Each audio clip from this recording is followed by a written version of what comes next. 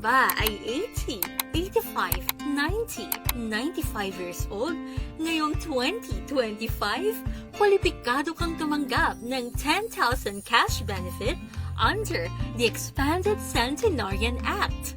4 hanggang 6 na buwan bago ang iyong birthday, mag-apply at kumpletuhin ang mga sumusunod na dokumento upang makatanggap ng benepisyo. Application form na madadownload sa www.ncsc.gov.ph o maaari ding hingin mula sa Office of the Senior Citizens Affairs o OSCA o kaya naman sa Local Social Welfare and Development Office o LSWDO o sa inyong barangay.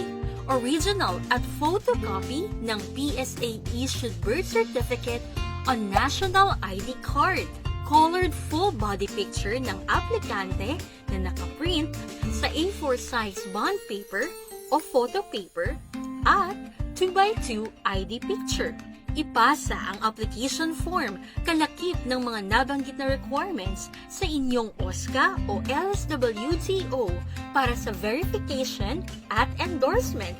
Ang aming NCSC regional offices ay makikipag-ugnayan sa inyong LGU, partikular na sa inyong OSCA o LSWDO patungkol sa schedule ng validation at araw ng magiging payout ng mga kwalipikadong benepisyaryo.